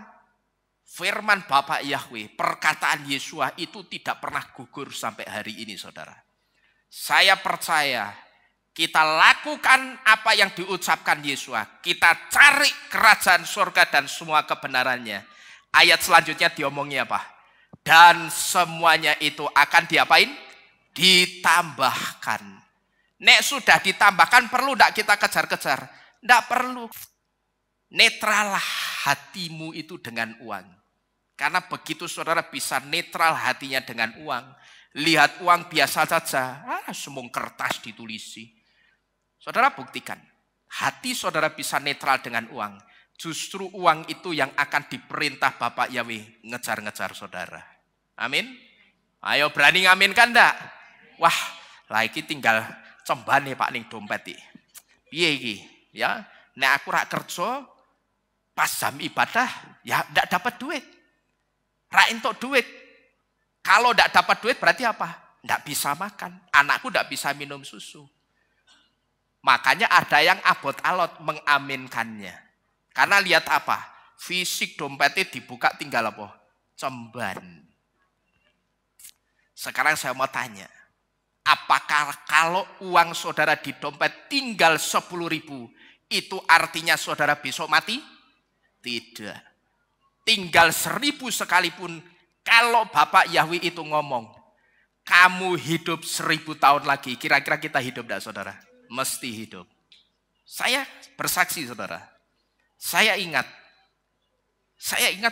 waktu saya kecil, orang tua saya sebelum masuk dalam hidup yang berkelimpahan, punya showroom sepeda motor. Sebelumnya ngeri loh saudara. Saya ingat pernah pada waktu saya kecil, saya minta beli layangan dan benang layangan. Saya pengen layangan, saya pengen punya benang yang bagus sama punya layangan. Waktu itu papa saya buka dompetnya begini. Duitnya papa tinggal 2.000 ini piye. Ya wis enggak apa-apanya buat beli layangan. Artinya uang 2.000 itu zaman itu bisa buat beli nasi loh saudara. Tapi dibelikan ya sudah kamu pakai aja buat layangan. Itu hari Minggu papa saya tidak kerja saudara waktu itu. Tapi apakah besoknya saya dan keluarga mati? Oh tidak. Sampai detik ini hidup kami justru dipelihara Bapak Yahweh. Karena apa? Kami belajar saudara dengan uang itu netral.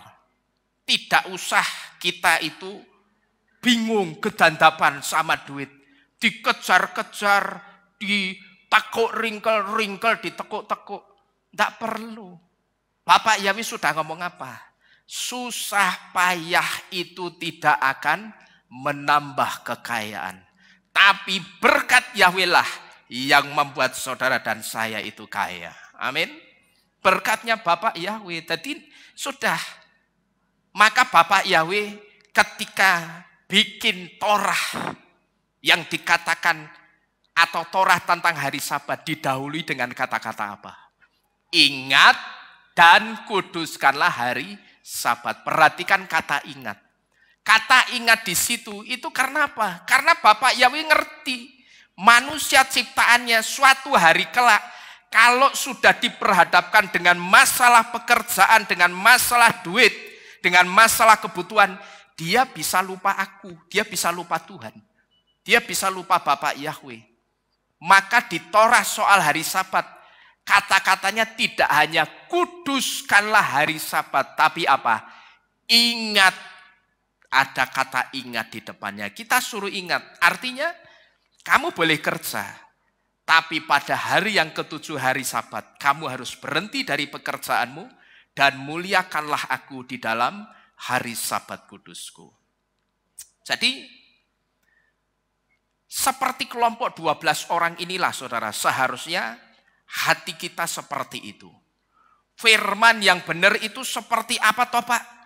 Nah itulah yang dirindukan hatinya untuk dicari tahu saudara. Bukan piye carane toh Pak, ben sugih, enggak perlu. Nanti kalau saudara terus kejar kekayaan, lama-lama saudara enggak akan sabar. Asah, surasa melu Bapak Yahweh. Soprono seprene melu Bapak Yahweh, nyatane uripe isih melarat, ya lungono Gunung Kemukus tak kandhani. Ya, begitu saudara sampai Gunung Kemukus, besok saudara mesti kaya raya, tapi ingat juga besoknya mesti mati. Ngerti? Atau kalau bukan saudara yang mati, mesti akan ada yang ditumbalkan. Memangnya kalau minta sama setan itu gratisan. Setannya ngomong, zaman saiki gratisan, gundulmu. Itu loh, enggak bisa. Saudara minta sama setan kira-kira dikasih enggak? Dikasih lah, kok ngerti? Wis to njaluk Pak, Tuhan? Oh ya puji Tuhan. Bingung tuh jawabnya. Ya. Kita minta sama setan ya mesti dikasih. Gitu loh. Pasti dikasih, tapi ada bintangnya. Yaitu bintangnya kalau beli sepeda motor. Cukup 500.000 bawa pulang Supra X 2023. Terus ada bintangnya kecil. Begitu dilihat di bawah bintangnya cuman pentilnya. Ya kan begitu. Ya toh? Setan juga begitu, kamu minta tak kasih, tapi ada S dan K-nya. Ada TNC-nya, term and apanya, condition-nya, ada syarat dan ketentuannya. Apa? Kamu berani ngasih tumbal nyawanya siapa? Tinggal yang mau kamu minta berapa miliar, berapa triliun. Kalau nyawa istrimu atau nyawa suamimu, sekian miliar kamu terima. Nyawa anakmu, sekian miliar kamu terima. Nyawa anak istri orang tuamu dan orang-orang yang kamu kasih, sekian triliun yang akan kamu terima. Tapi kalau Bapak Yahweh apakah seperti itu saudara? Tidak. Bapak Yahweh memberkati saudara itu tidak pernah ngasih syarat apapun. Cuman kita disuruh apa? Setia. Gampang enggak kira-kira saya tanya? Wah, enggak berani toh. Karena apa? Begitu ngomong gampang, saudara ngerti. Saya akan diuji habis ini. Ya. Secara sebetulnya itu gampang. Memang begitu mau dilakukan, itu ternyata tidak mudah. Karena yang pertama mesti apa? Nyalipkan matanya. Ya toh? Nyalipkan keinginan kedagingannya yang lain. Jadi yang harus kita lakukan itu seperti kelompok 12 murid ini saudara. Firman yang benar itu seperti apa? Itulah yang dirindukan hatinya untuk dicari tahu. Jadi kalau kita bandingkan saudara, dengan kelompok 5.000 orang dan kelompok 70 murid, saudara akan merasakan jomplangnya. Kalau saudara bandingkan kelompok 12 murid ini, dengan kelompok 5.000 orang dan 70 murid, saudara akan kerasa jomplangnya. Saudara ngerti ya, bisa merasakan jomplangnya seperti apa ya? Yang 5.000 orang dan 70 murid senangnya cuma sama apa tadi? Mujizat-mujizat dan berkat-berkat. Tapi yang 12 murid ini, mereka tidak hanya butuh berkat dan mujizat, tapi rahasia kerajaan surga itu betul-betul mereka kejar. Mereka juga sadar dan tahu. Aku itu juga butuh berkat dan mujizat. Karena hidupku itu juga ditentukan oleh perkataannya Bapak Yahweh. Hidupku itu juga ditentukan sama berkat dan mujizatnya Bapak Yahweh. Tapi bukan berarti kalau aku butuh berkat dan mujizatnya Bapak Yahweh, bukan berarti hanya itu yang harus aku kejar. Paham saudara? Jadi seperti inilah seharusnya iman kita. Saya tidak munafik, saya tidak mungkiri. Saya butuh berkat dan mujizatnya Bapak Yahweh untuk hidup. Karena hidup saudara dan saya itu hanya ditentukan sama berkat dan mujizatnya Bapak Yahweh. Kita tidak bisa pungkiri ini. Tapi apakah itu artinya kalau kita butuh berkat mujizatnya Bapak Yahweh lantas cuman itu yang kita kejar? Tentu saja tidak. Jadi seperti inilah seharusnya iman kita. Dan sampai di sini dulu saudara. Kita renungkan sama-sama apakah motivasiku sudah seperti 12 murid ini? Kalau belum, kejarlah itu. Lalu yang keempat, yuk kita cepat ya, ini masih ada 15 kelompok lagi. Jadi kira-kira jam 5, enggak apa-apa ya? Oke, lalu yang keempat, kita akan coba deteksi tingkat kedewasaan iman kita dari kelompok orang yang saya sebut dengan kelompok 3 murid.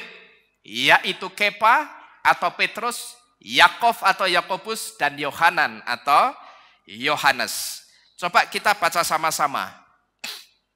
Yang Matai kita baca ayat pertama saja untuk membuktikan siapa ketiga orang ini. Matai pasal 17 ayat yang pertama. Dan setelah 6 hari, Yesua mengajak, perhatikan baik-baik, Kepa atau Petrus, dan Yakov atau Yakobus, dan Yohanan atau Yohanes. Ada berapa orang itu? 3 orang. Saudaranya, dan membawa mereka naik ke sebuah gunung yang tinggi secara tersendiri. Perhatikan 3 orang dan kata tersendiri di situ. Terus ayat berikutnya kita baca Markus 5 ayat yang ke-37. Dan Yesua tidak mengizinkan seorang pun untuk mengikut bersamanya. Kecuali siapa itu? Kepa, Yakov, dan Yohanan, saudara Yakov. Ada berapa orang? 3 orang. Lalu pasal 14-nya masih di kitab Markus ayat 33. Di situ dikatakan, dan Yesua membawa siapa juga itu? Kepa, Yakov, dan Yohanan bersamanya. Dan dia mulai digelisahkan dan tertekan. Ciri-ciri kelompok 3 murid ini saudara. Ciri-ciri motivasinya. Motivasi melayani dan kedatangannya kepada Bapak Yahweh. Itu sama baiknya dengan kelompok 12 murid. Bahkan saya katakan kelompok 3 murid ini motivasinya adalah motivasi yang terbaik dari 3 kelompok lainnya. Dan mereka bertiga juga mendapatkan perlakuan khusus dari Yesua. Kalau saudara perhatikan, kemana-mana Yesua padahal jumlah muridnya berapa? 12. Tapi yang 9 ditinggal, yang selalu dibawa dekat-dekat Yesua itu berapa? 3 orang. Mereka bertiga itu selalu mendapatkan perlakuan khusus dari Yesua. Karena apa? Karena mereka memiliki karakter yang lebih menonjol dari 9 murid lainnya. 3 orang ini punya karakter yang paling menonjol di antara 9 murid lainnya. Nah, bagaimana kira-kira karakter mereka itu seperti apa, saudara? Yang pertama coba kita lihat dulu Kepa. Kepa atau Petrus, dia selalu ada di dekat-dekat Yesua karena dia punya karakter seorang yang pemberani. Sekalipun Kepa itu juga punya sisi gelap dalam kehidupannya. Yaitu apa? Budrekan, temperamental, ya. Ngomong angel men yo. Temperamental alias gampang emosi atau budrekan. Ya, jadi kalau saya budrekan itu enggak apa-apa, saudara. Karena lo iki delong toh. Ya toh Kepa, budrekan ra apa-apa. Ya toh sing penting berani untuk kebenaran. Nek budrek gasro lah itu ya enggak boleh gitu loh. Ya toh. Jadi Bapak Ibu Saudara sekalian, memang Kepa atau Petrus itu punya karakter pemberani sekalipun dia punya sisi gelap dalam hidupnya, sebagai orang yang temperamental atau gampang emosi. Tapi anehnya, orang yang temperamental seperti Kepa justru dipilih Yesua dan dia jadi satu di antara orang yang sangat dekat dan dikasihi oleh Yesua. Ya. Jadi dari Kepa ini saudara, kita belajar satu hal. Bahwa di mata Tuhan, seburuk apapun karakter kita, ternyata itu bisa dipakai oleh Yesua untuk pekerjaan Tuhan. Tinggal kita itu mau atau tidak. Ya, seburuk apapun karakter kita. Ini kan buderkan orang ini. Ya, atau temperamental, gampang emosi. Tapi apakah Yesua ngomong, Petrus, kowe buderkan ora usah, kowe ngisin-ngisin ke aku kok. Kok pas tak jak pelayanan kowe buderkan kan ngisin-ngisin ke aku. Yesua tidak pernah ngomong begitu. Ya toh? Tapi Yesua ngerti, dia mengenal jantung hatinya seorang Kepa. Dia sekalipun seorang yang temperamental, buderkan gampang emosi. Tapi dia juga disebut apa? Batu karang yang teguh. Dia ngerti saudara, imannya kepada Yesua itu sangat paten dan pakem. Sekalipun dia punya sisi gelap di dalam kehidupannya. Jadi dari sini kita bisa belajar. Seburuk apapun karakter kita, ternyata itu tidak menutup kemungkinan untuk kita itu bisa dipakai oleh Tuhan untuk pekerjaan Bapak Yahweh. Tinggal kita itu mau atau tidak. Jangankan Kepa, Rahab yang adalah seorang pelacur. Tapi ternyata Rahab yang adalah seorang pelacur yang dipandang sebelah mata sama orang. Nek Kepa mengbuderkan kan orang lihatnya masih seorang pemberani. Ya toh? Tapi nek Rahab yang seorang pelacur seringkali dipandang sebelah mata sama orang lain. Tapi ternyata Rahab yang adalah seorang pelacur, dia juga dipakai Bapak Yahweh untuk misi besarnya Bapak Yahweh, menyembunyikan malaikat Yahweh yang akan menghancurkan kota apa itu? Sodom wa Amorah atau Sodom dan Gomora. Jadi sekali lagi, seburuk apapun karakter kita, ternyata itu masih membuka kemungkinan untuk kita itu dipakai Tuhan. Yang tidak mau dipakai Tuhan itu siapa saudara? Yang tidak akan dipakai Bapak Yahweh itu hanya karakter seorang pemalas dan orang yang tidak mau maju. Yang tidak akan pernah dipromosikan hidupnya oleh Bapak Yahweh untuk semakin maju kehidupannya. Jadi kalau saudara tipe orang yang seperti ini, gampang mutungan, gampang loko, gampang mundur. Dan saudara melihat perekonomianku kok stuck ya, tidak pernah maju. Ya karena ini. Saudara dideteksi tipe orang yang pemalas dan saudara tidak mau maju. Begitu ketemu hambatan sedikit, saudara bukan cari jalan lain. Wes kejeder gini, balik wes. Ya, kira-kira seperti itu saudara. Harusnya nek sudah kejeder lewat mana? Kanan atau kiri? Nek perlu melompat, kan begitu. Tapi orang yang pemalas, begitu sudah kebentur begini, ya sudah balik weh. Wis ketatap, wis angel lagi, ya toh? Kayak di siapa itu di YouTube itu. Wah, wangel ki wangel. Bahaya itu kata-kata itu saudara ya. Begitu sudah ngomong ya sudah wis tak balik wae. Padahal di kanan, di kiri, di atas masih ada jalan enggak kira-kira? Masih ada jalan. Jadi yang tidak akan dipakai Bapak Yahweh itu karakter seorang pemalas dan orang yang tidak pernah mau maju. Sampai kapanpun kehidupannya itu akan stuck, berhenti sampai di situ. Karena apa? Bapak Yahweh sendiri juga akan malas mempromosikan orang itu untuk maju meningkat kehidupannya. Kemudian kita lihat karakternya Yakov atau Yakobus. Karakter yang menonjol dari Yakov adalah penggembalaannya. Bahkan dalam Injil Thomas, konon dicatat bahwa Yakov menjadi penerus tongkat penggembalaan Yesua. Lalu bagaimana dengan karakternya Yohanan? Karakter menonjol dari Yohanan adalah kasih. Dan ini bisa kita lihat dari tulisan-tulisannya yang menggambarkan kedekatannya dengan Yesua. Nah Bapak Ibu Saudara sekalian, inilah kelompok 3 murid yang sangat dikasihi dan mereka bertiga kita sudah diberitahu bahwa mereka bertiga itu mendapatkan perlakuan khusus dari Yesua. Mereka spesial di mata Yesua. Sekalipun ada satu orang yang punya karakter yang secara mata manusia itu tidak baik, yang bernama Kepa, yang adalah seseorang yang temperamental. Tetapi ternyata tiga orang ini sangat dikasihi Yesua, sangat dekat dengan Yesua, bahkan kemana-mana ketika Yesua pergi, Yesua itu selalu ngajak tiga orang ini, saudara. Karena apa? Karena karakter mereka itu dilihat lebih menonjol dibanding 9 murid lainnya. Nah sekarang yang terakhir, kita akan bersama-sama melihat apa yang sudah kita pelajari hari ini, saudara. Hari ini, Bapak Ibu Saudara sekalian, kita sudah bersama-sama belajar dan kita juga sudah bersama-sama mencoba mendeteksi kualitas dan tingkat kedewasaan iman kita dari 4 kelompok orang ini. Sekarang pertanyaannya begini, saudara.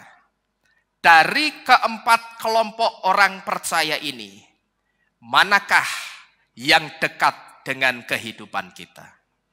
Kalau saya tanya, manakah dari keempat kelompok orang percaya ini yang dekat dengan kehidupan kita? Yang bisa jawab saudara sendiri. Saudara jawab dan silakan saudara renungkan jawaban saudara itu di dalam hati. Tetapi di sini saya ingin memberitahu, andai kata yang lebih dekat dengan kehidupan kita itu kelompok 5.000 orang dan 70 murid, atau kelompok orang yang saya katakan kurang baik motivasinya, maka kalau saudara sekarang mendeteksi ternyata sampai sekarang ini tingkat kualitas imanku atau kedewasaan imanku itu masih seperti kelompok 5.000 orang dan 70 murid. Yang harus saudara lakukan sekarang, berusahalah untuk bisa seperti kelompok 12 murid. Yaitu satu kelompok orang yang baik motivasinya. Mereka memiliki hati yang siap diajar, dan mereka juga memiliki hati yang selalu haus dengan segala sesuatu tentang firman Elohim atau tentang rahasia kerajaan Elohim. Mereka haus dengan rahasia-rahasia firman dan kekayaan firman, dan dicatat di dalam kitab suci. Mereka selalu menanyai Yesua setiap kali Yesua mengucapkan perumpamaan-perumpamaannya. Dan kalau kita perhatikan, kenapa saudara mesti berusaha jadi seperti kelompok 12 murid?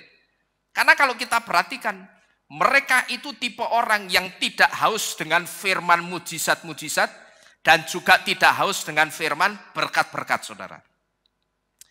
Dan kalau kualitas iman saudara bisa seperti ini, maka saudara itu akan layak disebut orang yang dewasa iman dan kerohaniannya. Dan kalau saudara itu layak disebut sebagai orang yang dewasa iman dan kerohaniannya, berarti saudara layak enggak jadi yang namanya mempelai? Layak enggak kira-kira? Layak. Dan saudara layak, kalau saudara layak disebut sebagai mempelai, itu artinya saudara juga layak. Nanti suatu hari kelak, saudara dan saya akan melangsungkan perkawinan dengan anak domba yang bernama Yesua. Dan sekarang mungkin ada di antara kita juga yang sudah atau sedang mendeteksi. Kalau aku deteksi tentang tingkat kedewasaan imanku, sepertinya aku sudah sampai di level 12 murid. Kalau saudara sudah sampai di level 12 murid ini, saya minta saudara jangan puas dulu. Jangan berhenti sampai di sini kualitas iman saudara. Tapi apa? Berusahalah supaya saudara dan saya itu bisa jadi seperti kelompok yang keempat, yaitu kelompok 3 murid yang sangat dekat dan sangat dikasihi oleh Yesua. Orang-orang yang sangat dikasihi Yesua, karena saudara dan saya itu dilihat Yesua. Oh, jemaat Kehilat Mawar Syaron, itu punya karakter yang menonjol, karakter yang berbeda dari jemaat pengagung Yahweh lainnya. Ini yang mesti kita kejar. Begitu Yesua melihat kita, melihat jemaat Kehilat Mawar Sharon. Oh, jemaat Kehilat Mawar Sharon itu ternyata karakternya berbeda ya. Aku perhatikan dan tidak sama dengan pengagung Yahweh lainnya. Ini yang mesti kita kejar. Menjadi seperti kelompok orang yang keempat, yaitu yang 3 murid yang sangat dikasihi Yesua. Memang saya katakan, untuk kita jadi sama dengan kelompok 3 murid, itu bukan satu hal yang mudah, saudara. Berani menonjolkan karakter kita yang berbeda, itu bukan perkara yang mudah. Tapi saya punya satu prinsip begini. Saya akan terus minta kekuatan Roh Kudus untuk saya tetap berani dalam kebenaran sekalipun saya sendiri. Itu yang mesti kita minta, saudara. Kalau saudara sama dengan orang-orang kebanyakan, ya percuma. Tapi mintalah dengan kekuatan Roh Kudus. Bahwa waktu-waktu ini sebentar lagi, kejahatan anti Hamasyah itu akan semakin menghimpit kita dengan aturan-aturannya. Saya sudah mengajar saudara satu hal tentang tandanya binatang buas di tempat ini. Dan saya sampai hari ini dengan kekuatan Roh Kudus tetap berpegang. Baik vaksin ataupun surat vaksin tidak akan pernah saya terima dan tidak akan pernah saya beli. Karena buat saya, surat vaksin pun itu sebetulnya vaksin yang kelihatan. Surat vaksin atau surat penyertanya vaksin itu sebetulnya barangnya anti Hamasyah atau vaksin yang kelihatan. Gitu loh. Kalau saudara masuk ke satu tempat pusat perbelanjaan atau masuk kemanapun, yang diharuskan menunjukkan surat vaksin, yang harus dengan syarat vaksin. Begitu security atau satpamnya tanya, Bapak sudah divaksin? Lalu saudara jawab, sudah. Buktinya apa? Kalau saudara tidak menunjukkan surat vaksin, kira-kira satpamnya percaya tidak, saudara? Tidak percaya. Dari sini saja, itu artinya surat vaksin itu sebetulnya vaksin yang kelihatan. Ini sama seperti Yesua dan Bapak Yahweh. Yesua itu saya sebut sebagai Yahweh yang kelihatan. Karena apa? Karena ketika murid-murid Yesua itu bertanya kepada Yesua, Guru, tunjukkanlah kepada kami seperti apa Bapa di sorga itu sekali saja. Yesua jawabnya apa? Kalau sekarang kamu melihat aku, kamu sedang melihat Bapamu yang ada di sorga. Ini artinya Yesua itu Yahweh yang kelihatan. Dan ini diteguhkan di dalam 3 tulisan di kayu salib secara khusus tulisan yang berbahasa Ibrani. Yesua Hanatsri Wamelech Hayehudim. Yesua kalau diambil huruf depannya Y, Hanatsri H, Wamelech W, Hayehudim H. Kalau dirangkai jadi YHWH atau Yod He Waw He yang dibaca Yahweh. Jadi Yesua itu Yahweh yang kelihatan. Demikian pula dengan surat vaksin. Surat vaksin itu vaksin yang kelihatan. Karena kalau orang ngomong sudah divaksin tidak menunjukkan suratnya, ya orang tidak akan percaya. Yang jaga, yang punya otoritas tidak akan percaya. Nah, karena surat vaksin itu vaksin yang kelihatan. Sampai hari ini saudara, saya menyadari saya manusia yang lemah. Mungkin iman saya bisa gugur, tetapi saya berharap dan saya terus berdoa, baik untuk diri saya sendiri maupun untuk saudara-saudara sekalian. Untuk saudara tidak menerima 2 barang ini. Karena itu sama saja satu kesatuan yang utuh, tidak bisa dipisahkan. Saya berharap juga saudara juga tidak bepergian memakai fasilitasnya anti Hamasyah yang saya sebut dengan surat vaksin itu. Asal saudara tahu, kalau saudara berhasil masuk kemana saja dengan menunjukkan surat vaksin itu, hati Yesua itu sedang tersakiti, tersayat-sayat. Kenapa kamu masuk ke tempat ini, ke tempat itu? Kenapa kamu tidak mengandalkan aku? Gitu loh. Hati Yesua itu sangat tersakiti. Jadi kalau saudara sudah terlanjur diisi barang itu, ya sudah saudara letakkan semuanya. Termasuk letakkan surat vaksinnya. Karena sekali lagi, surat vaksin itu sebetulnya vaksin yang kelihatan. Saya harus memberitahu ini. Karena ada orang-orang yang mengatakan begini. Yang saya sayangkan, orang-orang itu kemudian mengatasnamakan hikmat. Kita pakai hikmat. Yang penting kita tidak diisi barang itu, tapi kita beli suratnya. Tidak bisa, saudara. Kalau pengertiannya sudah sampai surat vaksin itu sama dengan atau vaksin yang kelihatan, orang tidak akan pernah mau membeli berapapun nilainya. Saya saksikan seseorang yang tidak perlu saya sebut namanya. Seseorang ini pada waktu itu bertanya kepada saya, Pak, bolehkah saya membeli surat vaksin? Karena saya sudah membeli sampai 3 kali. Yang pertama saya beli 1 juta, yang kedua saya beli 1,2 juta, yang ketiga saya beli 1 juta, yang totalnya 3,2 juta. Saya bilang, tidak boleh Bu. Tidak boleh, ya, jangan beli surat itu. Karena surat vaksin itu sama dengan vaksin yang kelihatan, atau surat vaksin itu vaksin yang kelihatan. Sama aja ibu menerima tandanya binatang buas itu. Seketika itu juga begitu saya memberitahu begitu, saudara. Ibu ini langsung nangis sejadi-jadinya. Ibu ini begitu menyesali apa yang sudah dia lakukan. Saya katakan, prinsip saya sama seperti Pak Lukas. Kalau kita tidak boleh membeli surat vaksin, karena begitu kita membeli, maka nama kita akan terekam di dalam dunia roh, bahwa kita menerima tandanya binatang buas. Sampai hari ini, saya tetap sepakat dengan Pak Lukas, bahwa tidak boleh termasuk dengan surat vaksinnya kita terima. Karena dengan kita menerima, itu sama saja kita sedang merekamkan identitas kita di alam roh, bahwa kita sudah menerima tandanya binatang buas itu. Jadi Bapak Ibu Saudara sekalian, kita bisa teguh iman kita dalam hal ini, saudara.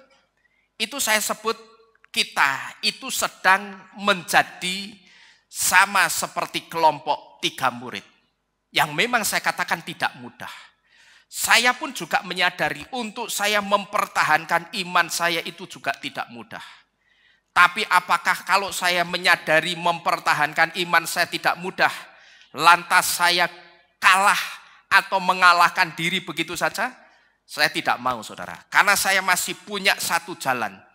Ada kekuatan Roh Kudus yang saya percaya pasti bisa menolong saudara dan saya. Amin. Pasti bisa menolong saudara dan saya. Kita tidak bisa kemana-mana. Jalan kita ditutup kalau kita tidak punya surat itu. Bapak Yahweh lah yang akan membuatkan kita jalan. Itu iman saya, saudara. Dan saya sangat berharap. Saya tidak sedang koar-koar.